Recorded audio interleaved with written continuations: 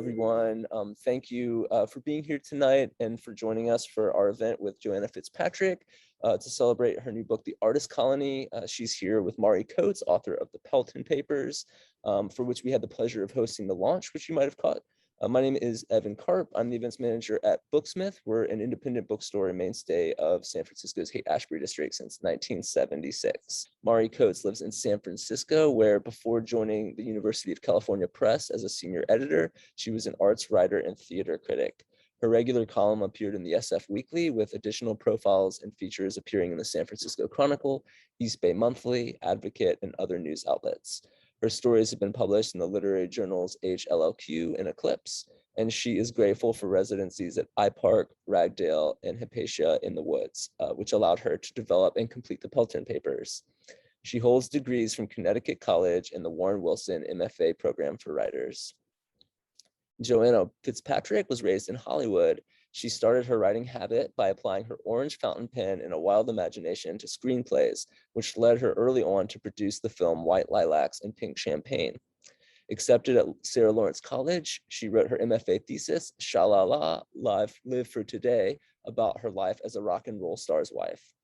Her more recent work includes 2 novels, Katherine Mansfield and The Drummer's Widow. The Artist Colony is her 3rd book. Presently, FitzPatrick divides her time between a mountaintop cottage in Northern California and a small hameau in Southern France, where she begins all her book projects. Y'all, please show some love for Joanna and Mari in the chat. Joanna, congratulations on the book. We're so happy to have you here tonight. And Mari, it is delightful to see you again. And thank you for leading the conversation. Thank you, Evan. It's great to be here. And welcome, Joanna. Congratulations on this book. This is a big, wonderful book. And we would love to have you read a little bit from it if you would. Okay, I can do that because you want me to. I will. I like the idea. It's good. Okay, I am going to take a reading from the introduction, which is the introduction, so you'll understand that. If I hadn't inherited a landscape painting by my great aunt, Ada Bell Champlin, and if I hadn't moved to Carmel Valley, California, because of that wondrous landscape, I would still be in Manhattan, and I would have written a different story. After my husband and I moved into our new home, I hung Ada Bell's landscape over the stone fireplace.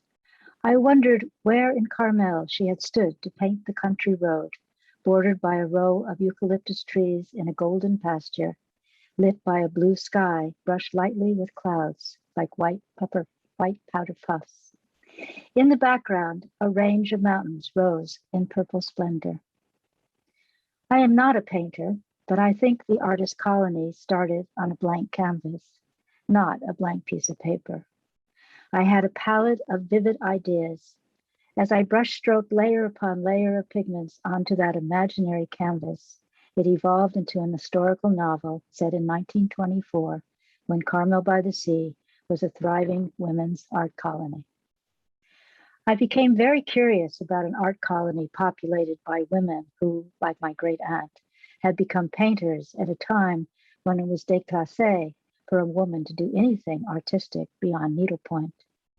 Women were expected to marry and make babies, not art.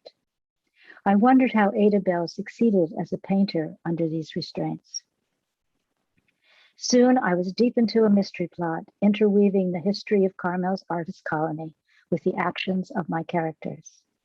As my research expanded, I added real people: the poet Robinson Jeffers and his wife Una, the painters Armin Hansen, William Rochelle, and Auguste Gasquet, and had them meet my fictional characters in the locations where they had lived. Then I stepped back and let them tell their story. I became a location scout and went in search of the many historical locations in Monterey where I could set my characters, like the Hotel Del Monte, Point Lobos, Monterey Wharf, La Playa Hotel, and Carmel Beach. One autumn evening, my scouting led to Block CC, Lot 13 on Camino Real, where, based on a very old town map, I thought my great aunt had lived. I must admit that I had low expectations. There are few original houses left in Carmel. Those that have survived have been enlarged until the original homes are hardly recognizable, if not torn down. After Jim and I had cocktails at Carmel's La Playa Hotel, we walked down Camino Real in search of Lot 13. The surf was breaking against the rocky coastline a few blocks away, and I inhaled the same brisk, salty air that I imagined Aunt Adabel had breathed in when Carmel was an undeveloped coastal village. Night was falling as we approached a parked car with the headlights left on. Jim knocked on the front door to inform the owner. A man in his early 60s came out, switched his car lights off, and thanked us. We told him we were looking for a cottage where my great-aunt Adabel, a painter, might have lived in the 1920s. He pointed at an unlit cottage directly across the street and said he'd lived on Camino Real his entire life. One artist had lived there when he was growing up, and then another artist had moved in around 1973. He gave us her name and phone number. I couldn't believe my good fortune. The next day, I called Belinda Vidor Holiday, the current owner of Block CC, Lot 13. I introduced myself, said her neighbor had given me her phone number, and told her that my great aunt might have been the original owner of the studio cottage where she now lived. "We must meet," she said immediately. "Where are you?" "I'm in Carmel." "Then come over." My heart beating fast, I drove down Ocean Avenue to Camino Real and parked in front of Lot 13. Even in daylight, the cottage was barely visible behind a wooden picket fence and under the cover of leafy oak canopies. I had just unfastened the seatbelt when there was a tap on my window. I rolled it down and said hello to the elderly but still lovely Mrs. Holiday. After quick introductions, she invited me to come inside. Stepping over the threshold was like entering another world, another time. I looked up at the lofty multi-pane windows and skylights on the north-facing wall. A shaft of sunlight illuminated a paint-stained easel propping up an abstract painting layered in vibrant colors. Used paintbrushes stuck out of glass jars on a tray of metallic oil tubes. All my senses took in this painter's paradise, and I felt the spirit of my great aunt applauding my arrival. I could have shouted for joy, but I didn't want to scare my hostess. Mrs. Vidor Holiday was well informed about the history of the cottage, as she too had been curious about its lineage, but she doubted that my great aunt had built it. I hid my disappointment and asked her if I could see the files documenting the cottage's history she'd mentioned. She brought me into a small side room furnished with a trundle bed and desk. While she looked for the files, I hoped I was standing in the room where Adabel had slept. Mrs. Holiday couldn't find the documents she was looking for, but she asked me to join her for a cup of tea in the studio. We found we had much in common and were soon calling each other by our first names. When I told Belinda that my great aunt had been a founding member of the Carmel Art Association, she said there was a photographic portrait exhibition of past artist members currently on display at the gallery. I had only seen a blurry, pixelated photo of my great aunt, and the prospect of seeing what she actually looked like gave me goosebumps. "Let's go," Belinda said with a twinkle in her bright blue eyes, as if she'd read my thoughts. In the gallery, we slowly walked along the rows of photographs honoring deceased CAA members since its inception in 1927. Belinda, a longtime member, pointed out several artists she'd known. We were disappointed not to find Adabel's photograph. On my second visit, Belinda told me she'd found the Architectural and Historic Survey from 1922. My heart stopped when I saw owner, Block CC, Lot 13, Adabel Champlin. She was as thrilled as I was. Standing at her printer and copying the documents that proved my great aunt's ownership of Lot 13, I felt certain Adabel was peering over my shoulder.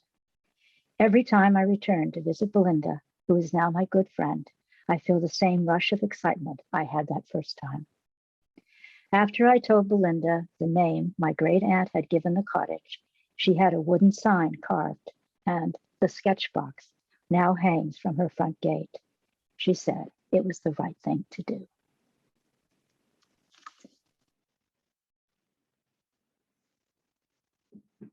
Thank you. That was wonderful.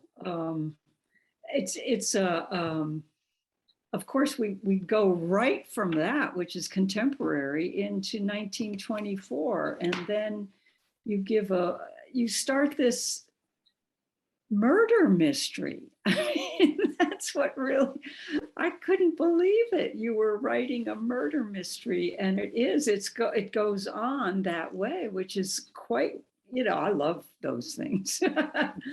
But how did you decide? I mean, how did that come about? Well, it started as a mystery. I always wanted to write a mystery. When I was getting my degree in writing, they said, write what you read, right? And I read mysteries. I said, well, okay, I'll write what I read, but I didn't follow directions. It took me several years of continuing to read mysteries and wanting to write a mystery until I finally sat down on the blank page and started a mystery.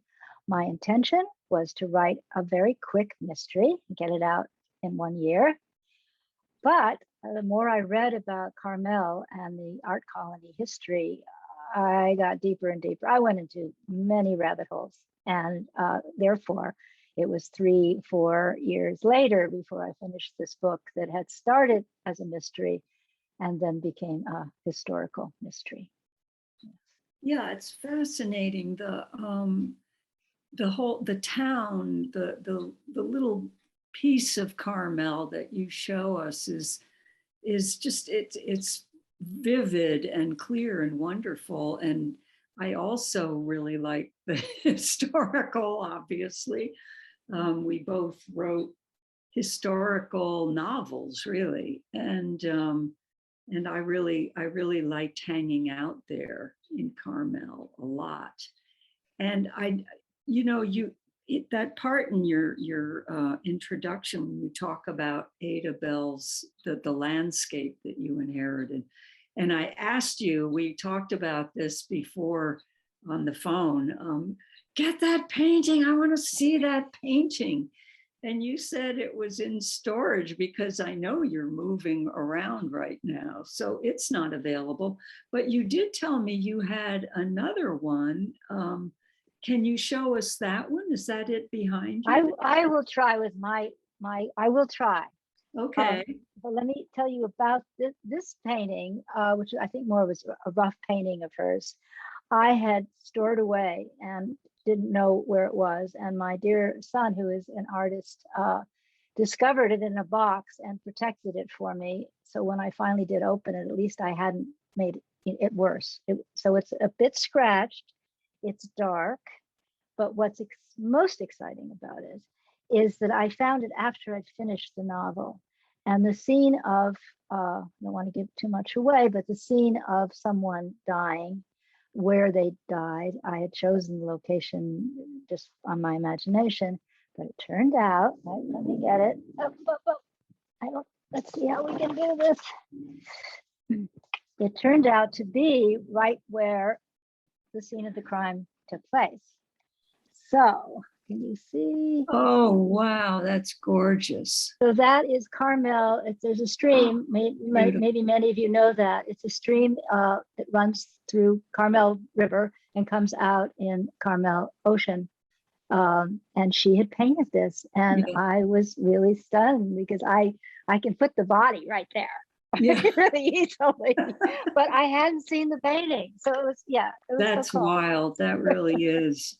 That's a beautiful picture. I really like that. She was good. Yeah. She was damn good, my great aunt. Yeah. So this takes place mostly in 1924, right? Mm-hmm. Mm-hmm. So that was kind of an interesting time for women in art. Women had only recently, 4 years earlier, gotten the right to vote. And here they were making art colonies and painting away. It just is kind of wonderful. I think there was a lot going on and a lot of excitement in the art world then. and a lot of women participating in it. Yes, yes. Well, of course, it was between the wars. I do see an incredible amount of relationship between the 1920s and the 2020s in the women's movement, which I'm glad to see, the women's movement going ahead. So yes, it's very true. The 1920s, it was a time for, well, the women had, worked in the factories. They had got thrown off their corsets. So it was a change, a tremendous change for women in the 1920s. And I think that's happening now. So they were able to start really having their own voice and realizing, why not me, right? Why not me? Right. And they found these colonies where they could work, and they worked. It wasn't like there weren't any men there. I mean, they had parties. I mean, there was great times, but there was a lot of women who, and they gathered together. They were protected. They could protect each other living in that environment. They could be spinsters without anybody criticizing them for being a spinster. Right. And it was an opportunity. I mean, it was still extremely difficult.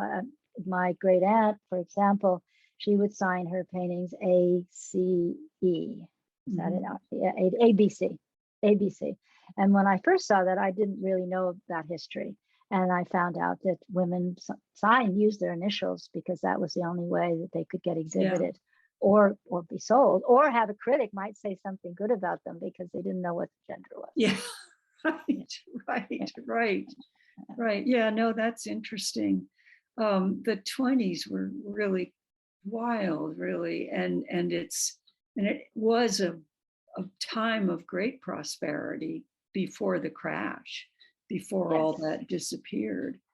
And did Ada live there by herself? She was an artist living in her studio, right?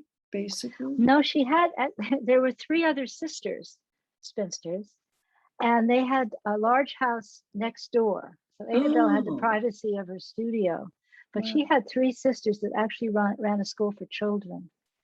I found this with my tracking down the history. There was a large house on the corner, and that was where the 3 sisters lived. And there was a pathway, and she would go back and forth between the 2 houses.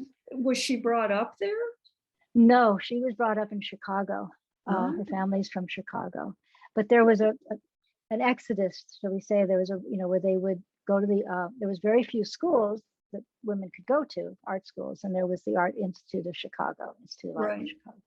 And she went there, and she had another sister who did not live in Carmel, named Holly, who also became a painter. Ada Bell did landscapes, and Holly did portraits and still lifes. And so they had a route where they came from Illinois, then they would go to Pasadena. Pasadena was a large community for women artists, also for art. That's true. That's where my Agnes Pelton, whom I wrote about, touched down in South Pasadena for a long time. Or actually, she thought she might live there. There was just so much going on, and wonderful artists gathering and talking and enjoying all that. Yeah. And then they would then go for their, was it their winters or their summers? It was their winters. I'm not sure. Anyway, they would then go to Carmel by the Sea and spend several months there. Probably summers. Yeah, probably. Yeah. And go to San Francisco. And I'm sure you know the story of in San Francisco, there was the earthquake of 1906. Right. And before then, that is where all artists were. And then after that, their studios were all destroyed. In Carmel by the Sea, there was a developer who had this great idea to make Carmel by the Sea an art community.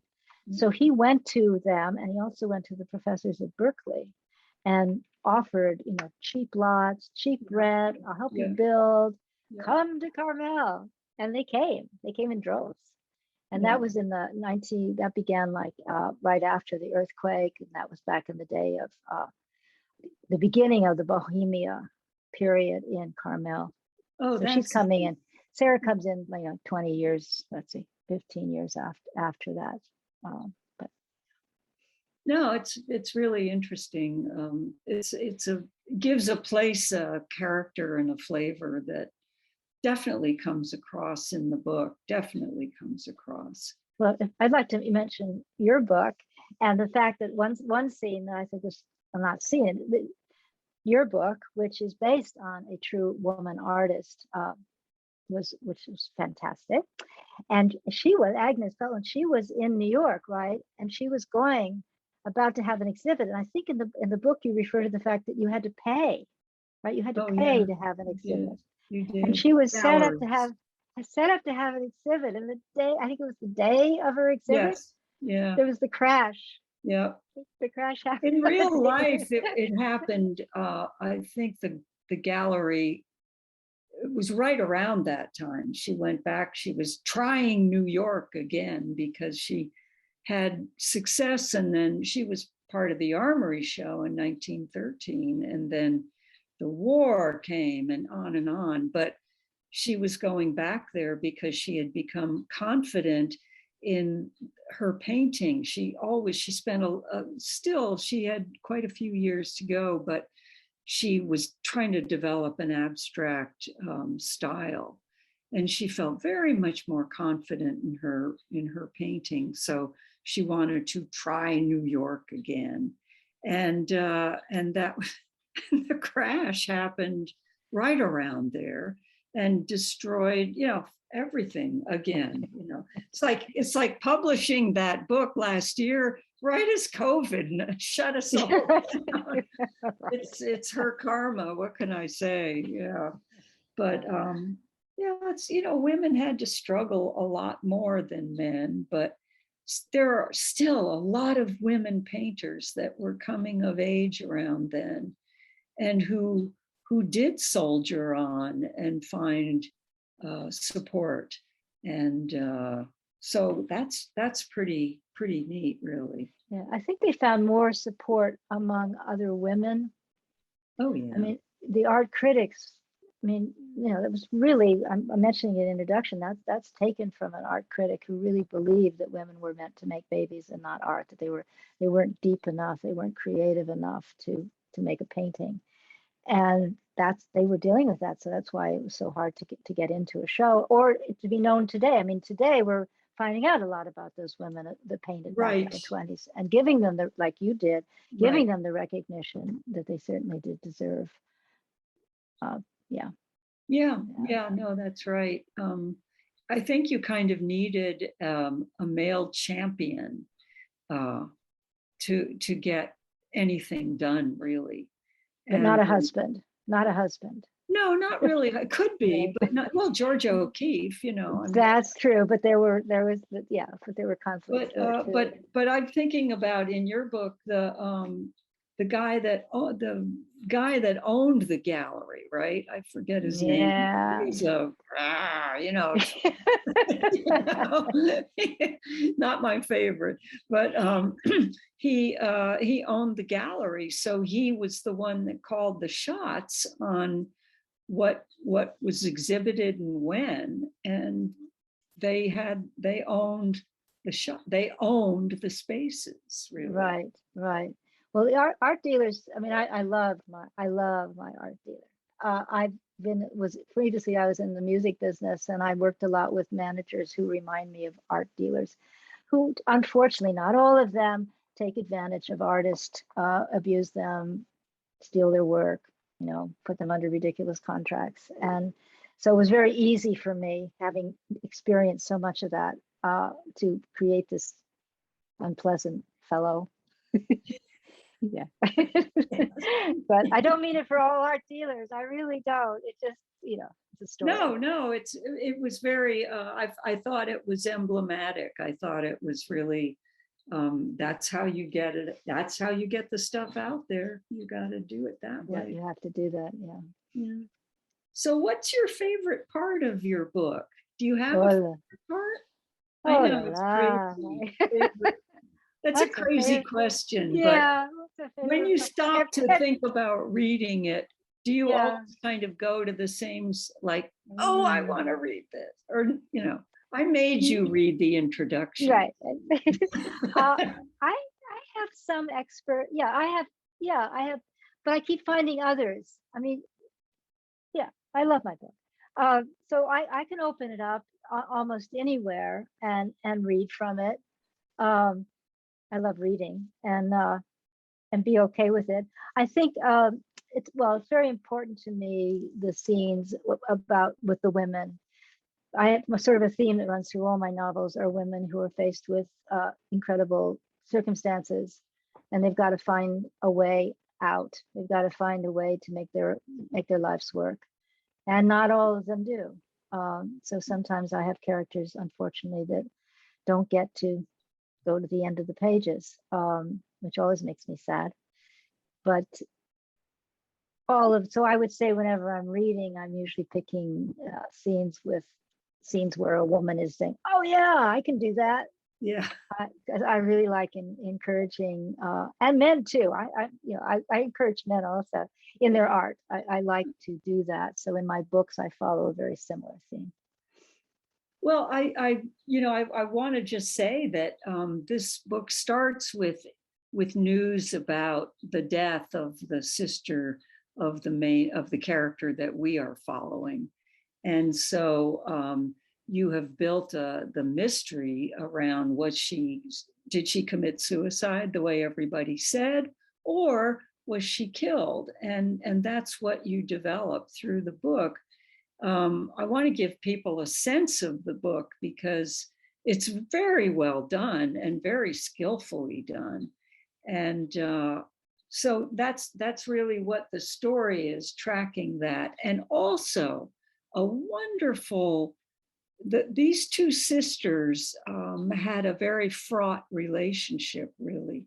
And what you do with having the sister investigating the murder of her sister, it's a way of healing their relationship, and it's a very beautiful, very subtle way of doing that. And I admired that a great deal. Yeah, Well, of course, to give people a sense of the book. yeah. Well, I have sisters, but sister relationships, I think, family relationships are very interesting and dynamic. And yeah, because here I can tell you some of the story. Sarah's more of a modern artist, and her sister is more traditional. And her sister is very famous. In fact, when she arrives in San Francisco, the headline is "Famous Artist Commits Suicide." And because her sister was that, even in that time, her sister was that well known. So having that kind of relationship, there's the jealousy, the older sister who's more successful. And then in this way, she receives a cable. Sarah gets a cable, and she's about to have her own show. And for a woman to have her own show in Paris, is this wonderful modern art gallery, and she's like, oh my God. But she has to go, right? I mean, she's got to go. But she's always having to deal with that, wanting to get back in time, the conflict of not wanting to be a bad person, but wanting to get back because she wants to do her show. So that's an added element into it. And I think it's an honest situation. I think there's things when we have to take care of people, there might be something else we'd rather be doing, but we have to do the job. Yeah. So I put that into their relationship. And yes, she felt badly. She said, I should have come sooner. I realized now my sister, something was wrong. I should have come and helped her. I didn't come. So yes, by investigating her sister's murder or whatever, it helps her a lot through her own suffering and her own guilt about her sister. I thought that was very effectively done. And did you like Albert? Of course. Tell us about Albert. Can we talk about Albert? Albert helps. Albert knows. Albert is a dog. Albert's a dog. He's a Jack Russell, right? He's a Jack Russell, and I don't have a dog right now myself, but I've always had dogs, so I miss them. And I thought, okay, I'm sitting out in this little cabin writing this book, and I'm missing my dog. So I put Albert in, and he's adorable. Everyone really likes Albert a lot. And here you have, he's mute. He knows. He witnessed everything. I again don't want to give anything away here, but he knows. And it's so frustrating. He's always trying to, give them little hints, come over here, so, because he knows the truth. Yeah. So he's very helpful, and yes. So Yeah, I no, just wanted to put a little plug for Albert, because I happen to like Albert a lot too. no, I loved Albert. I wonder, I would like to ask Evan, who is our gracious host. Evan, are there any questions that people who have joined us have that you might field for us? Hi everyone. This has been lovely so far. We don't have any questions yet, but if you guys are tuned in and you have questions, either for Joanna or Mari or for both, drop them in the chat at any point, and I'll be happy to pass them along. Thank you, Evan. Of course. Well, what else do you? Any questions? What? I'm saying, what do you mean there aren't any questions? Well, we can make questions. You wrote this in third person. Did you plan that? How did you come about deciding, or was it just sort of that's the way the story came to you? I used to write memoir, and I, of course, wrote that in first person. So when I write in fiction, all of my books have been in third person. It's just where I'm comfortable in fiction. So I never, well, actually I had this agent in New York who wanted me to rewrite it in first person. And I went, okay. And I wrote one chapter, and she saw it. She said, this doesn't work. Go back to the third person. And I'm so glad she said that, because I did not want to write it in first person. So third person, yeah, it just, well, and it's a mystery too. I think, I mean, you could, but then I'd like to ask you a question then, because Mari's book is in first person. She takes over the character of this wonderful artist, Agnes Pelton, and speaks from first person, which I think, because I wrote another book called Katherine, Mansfield, which is based on the life of a short story writer. It's a very good book. And I just couldn't do first person. I just wasn't comfortable with it. So I got inside her. I felt I knew her, but I still had to keep that one level. So you wrote in first person. What was that like? What was that like for you? It was very hard. It's very hard. That's how the voice came to me in first person. And I thought, well, it's not me.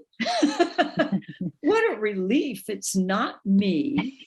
So I just followed that. And we are alike, me and the character, but it's not me.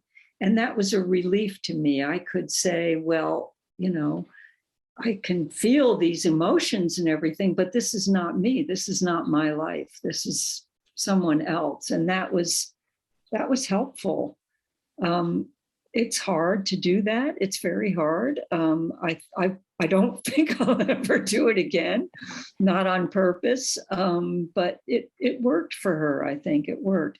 But what I had was I took this. I was inspired by Marilyn Robinson's Gilead, if you know that book. Beautiful book, and it's first person. And it matters who the first person is addressing. Who is listening to this story? And you don't have to have a listener, but I wanted a listener because I think that's what really makes Gilead work so very well. Mm-hmm. He's writing about his life for his very young son, and he does not expect to live that much longer. And so he doesn't expect to be able to tell his son. Mm-hmm. So he's writing, and the whole book is infused with love. And I wanted that effect. Mm-hmm. So I had a character that Agnes was telling her story to. And then I stripped away the character because I got a very useful comment that the reader was kind of being stopped by this constant interchange. And so I stripped it out, and I still feel it does work, I think. And it very much works. She has such a powerful voice. I mean, and authentic. I mean, I feel I know her. Yeah. Well, and you couldn't, and first person does that, first person yeah, just takes you in there. that's the point. Most of us get lost though, because eventually it comes around to us, and that's a very hard thing to resist. Oh, Evan's got his hand up. Hi. So thank you all for your questions. They're coming in now, and so the first one I'd like to ask is from Marcia or Marcia, which is, how did you each get a sense of the artist's craft, and did you see parallels with that visual medium in your own writer's craft? Joanna, you hit that first? sure. Yes, I've always loved gallery. I've never painted anything. I probably drew a little bit as a child, but I never felt comfortable painting. And so how I came to do that was because I am such an aficionado of artists, and I have spent so much time in galleries looking at art. So I felt I could play those roles and be comfortable with it. Also, a little trick of mine is in art galleries, some of the greatest adjectives, some of the greatest sentences, some of the greatest descriptions are in those little tiny squares over on the right side of the painting. And that was very helpful educating me in what these artists were about and how they painted. I did finally take one art class. I was very proud of myself, but it was after I'd written the book. I should have gone sooner, but I didn't have a chance. And I went to, and what was exciting for me was I went, I did it. I'm okay. I picked up, I did that. I wrote that in my book. I made it real, and I hadn't done it yet. So that was very exciting for me. It was rewarding to find out I did it in my writing. It was okay. Yeah. Goody. That's, yeah, I took so long to write this book that, let me just hold it up. Yes. To see. Yes, thank you. It took me so long to do it that in the middle, as I started and stopped and started and quit and all that stuff. I decided to have a dear friend who teaches drawing at City College of San Francisco. And I decided to take a drawing class with her because it was terrifying, but I trusted her. And it changed my life. I did a bunch of drawing classes with her. I took a color class. I took a painting class. I just loved it. And that did help me a great deal. I did it because I really wanted to understand what that is like to make marks on paper. And it was terrifying to me because we have talked about this as friends. I was not a talented kid at all. I wasn't going to be an artist. I had a friend who was going to be an artist, and she could draw horses. She could draw everything. I couldn't draw anything. And it was a completely different frame of mind of just trying to follow directions and do what the teacher said to do. And I discovered I could draw, which just astonished me. And it was so enriching, and I loved it. And I loved that, Agnes was she drew extremely well. And she could do it all. She did portraits, she did landscapes, and she did these astonishing abstracts, which if you look her up, it's just a whole world of painting and drawing. And so it was really, I felt like I connected with her then through that I had an idea then of what that was like. But yeah. You're so much more disciplined than I am. When I took the art class, I didn't listen to any of the instructions. I was so excited to have these acrylic tubes, So I just kept squeezing them all out on the page.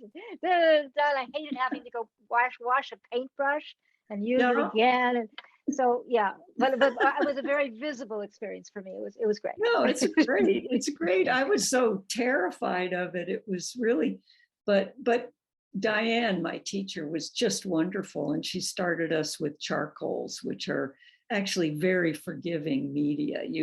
You can erase it. You can smush it so that it looks like something. You can draw a sharp line into it, and suddenly you have depth. And oh my goodness, it's magic. So it was a lot of fun. Okay, Evan.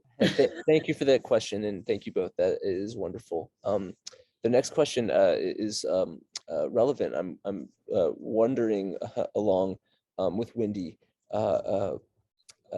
It would be great to hear you each talk about your writing process, perhaps a typical day, if there is such a thing, for you each.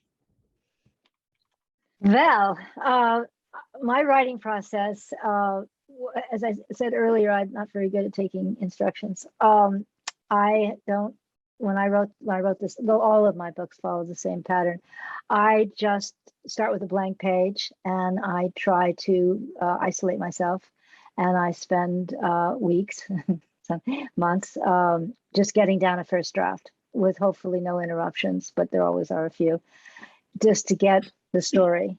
And that'll take me a couple of months. And then after I've done that, I revise forever, usually 4 or 5 drafts before I'm completely satisfied with what I've written. But the process for me is starting with a blank page and just getting the story, develops as I'm on that blank page, particularly with a mystery. Where was I going to go with it? It went through many changes.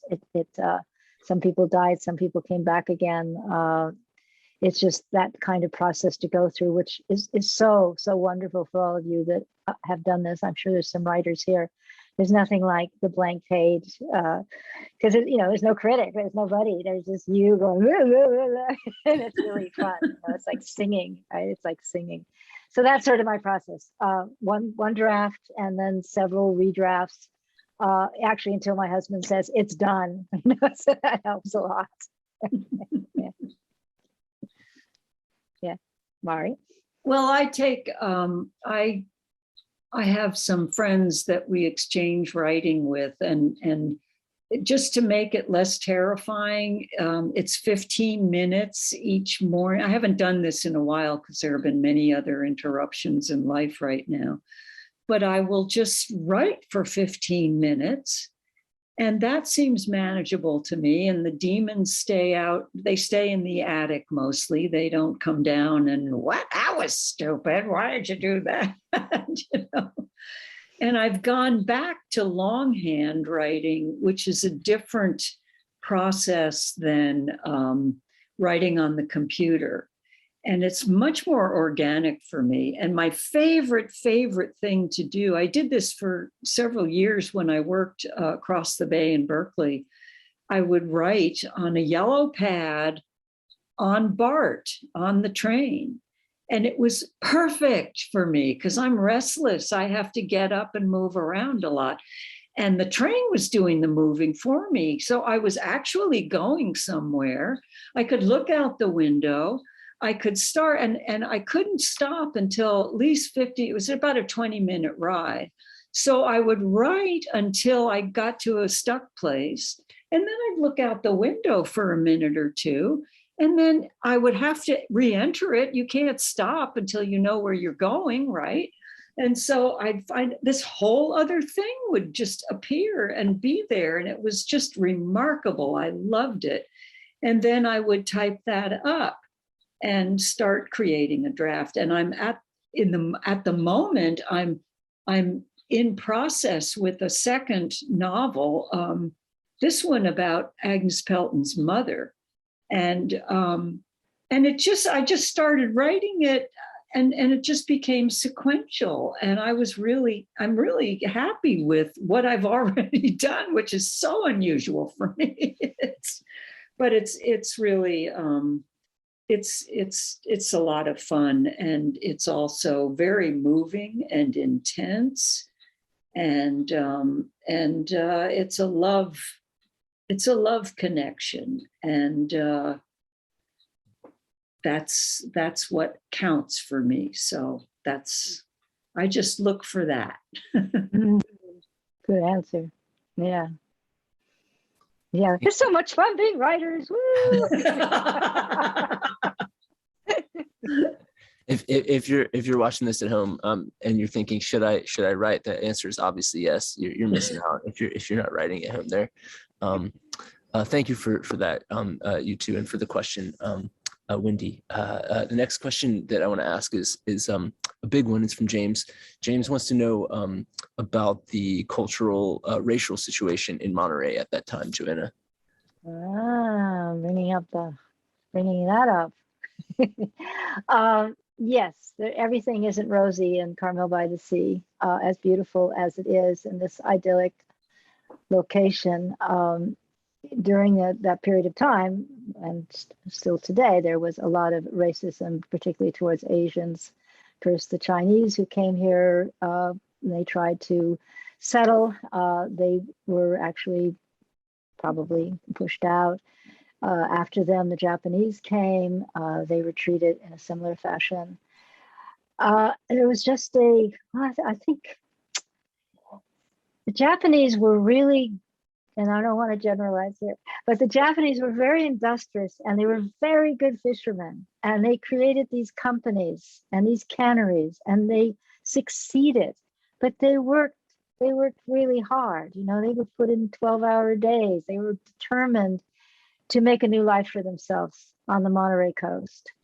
And unfortunately, the white folk, I think they were jealous. They said that they accused them of all sorts of things and told them to go home.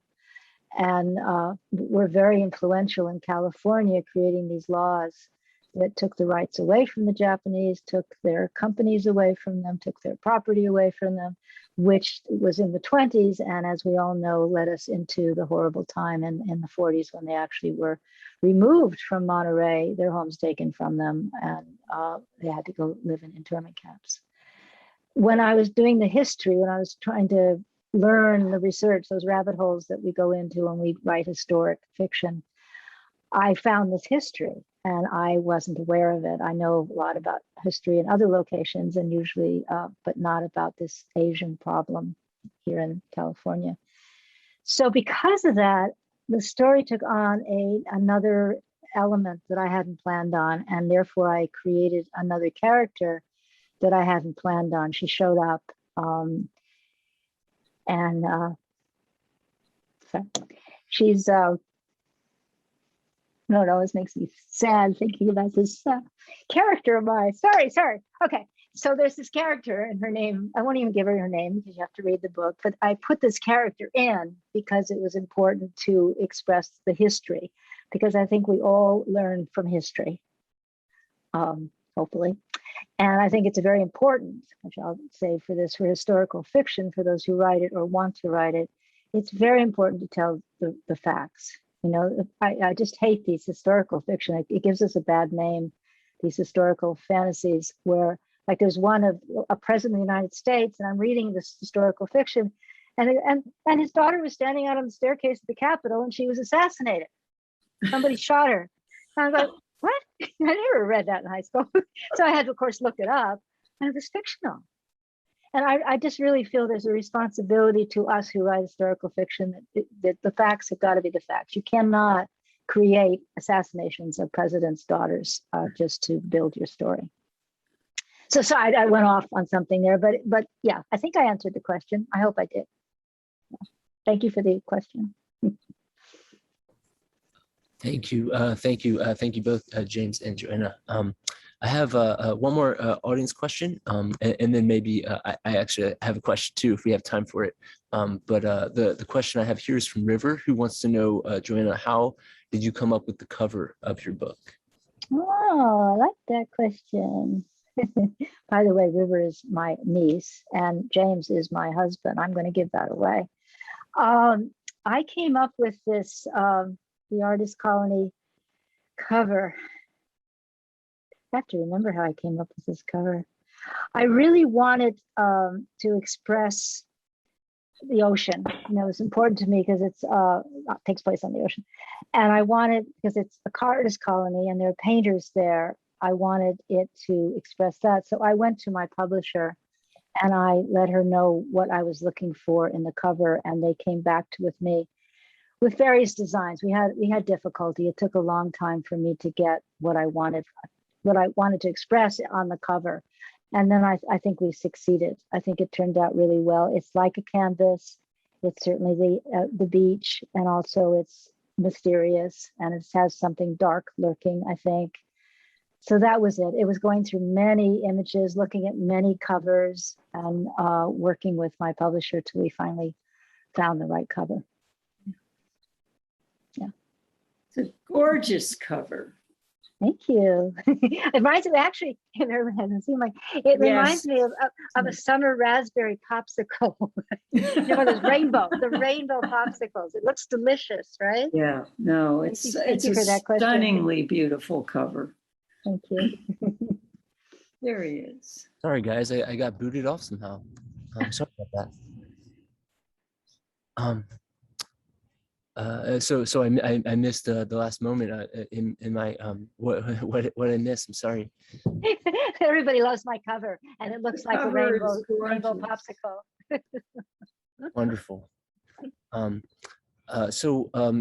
I know we're right at about time. Do you guys mind if I ask a question? Not at all. Wonderful. My question, Joanna, is really I'm so interested in how the book is at once, in some ways, it would seem a way you're connecting with your aunt, right? And also this fictional world that you created around it. And I'm just wondering, like, do you feel that your aunt is in the book, in the sense that it embodies your connection with her, like getting to know her in a sense through the research? It's very interesting to me. Yeah, I wish I could say yes to that. Ada Bell Champlin, I only know through, my grandmother was wonderful in telling us the history in our families.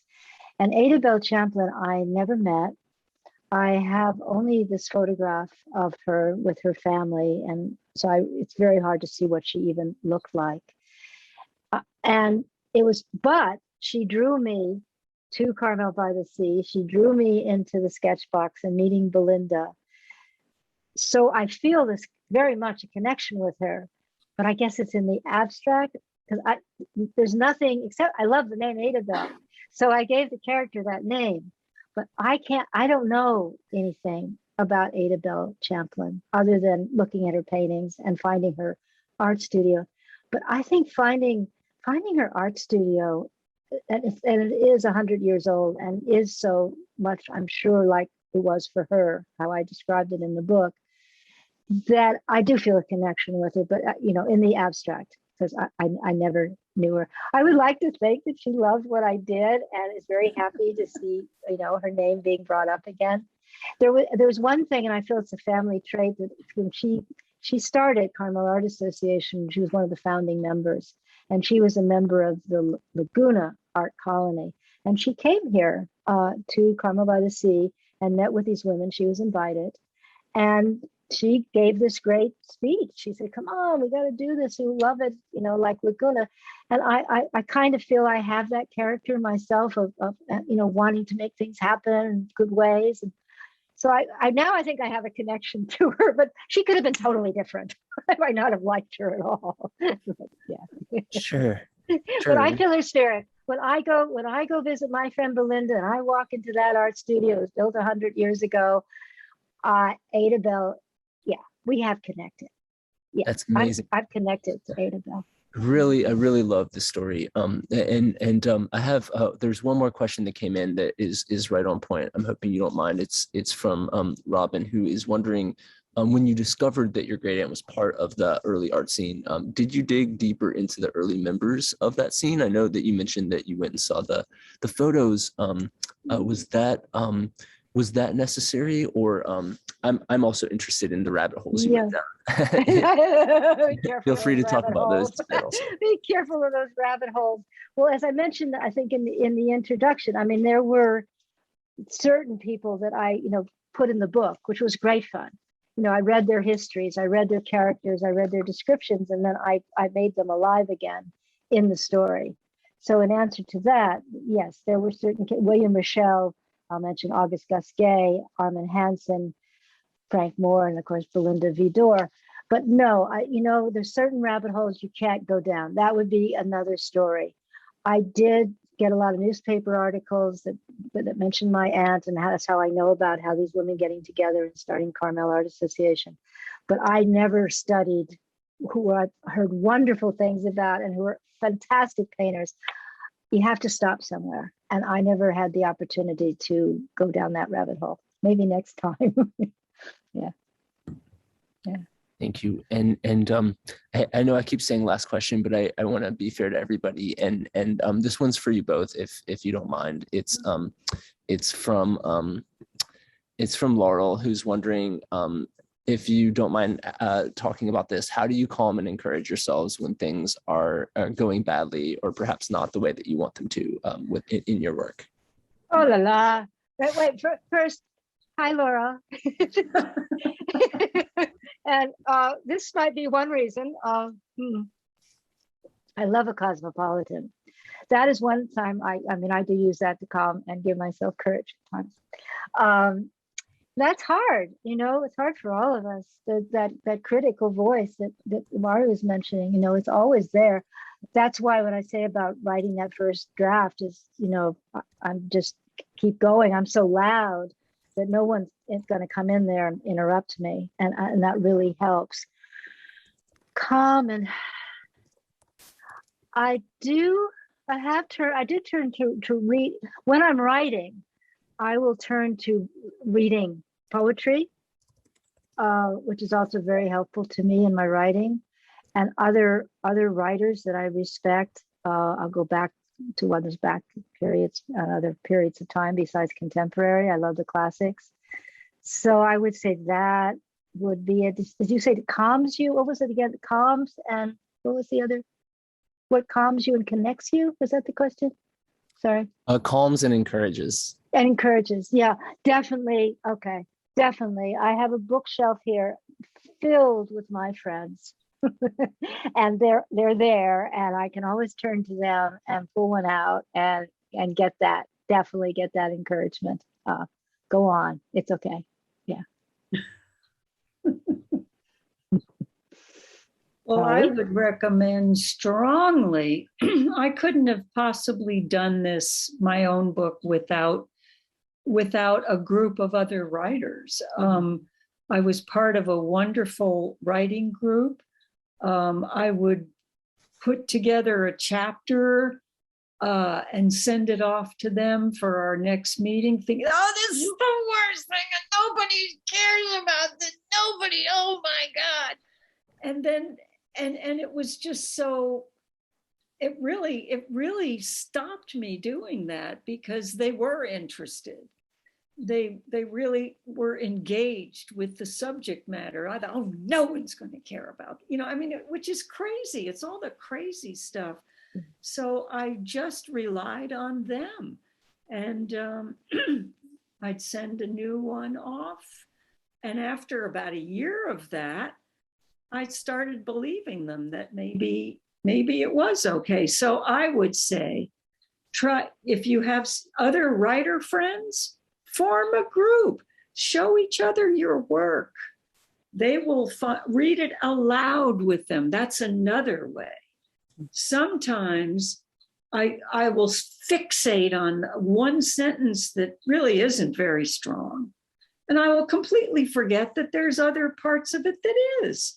So when you're reading it aloud, even if you're by yourself, you can hear the music of it for yourself. And that is very encouraging. Yes. Oh no. Thank you both so much for being so generous with your time and your thoughts here tonight. And Joanna, congratulations on the book. This has really been wonderful. Thank you. The Artist Thanks, Colony. Evan, and congratulations, Joanna. Yay. Thank you all. Yay. Oh, God, so I good. put the links in the What- chat. You can also Yeah. click through to order the books if you don't have them just beneath the video. Sorry, Joanna, I didn't mean to cut you off. I just saying, you spend that back to the encouragement and all of that. This is the encouragement. I mean, you spend, you literally years. A lot of us are real into, it always seemed to take longer than we wanted to. And when it's done and you get this kind of, you celebrate your joy with others and they, that's encouragement, so Yeah. thank you all for joining us tonight. Right. Thank you. Yeah. And thanks for inviting me tonight. I enjoyed it. Thank you all. Thank you all so Evan. much for being here with us tonight. Take care and stay well, and hopefully we can all gather together in person soon. Yes, unmasked. That's right. Okay. Good night, everyone. Good night. Thank you.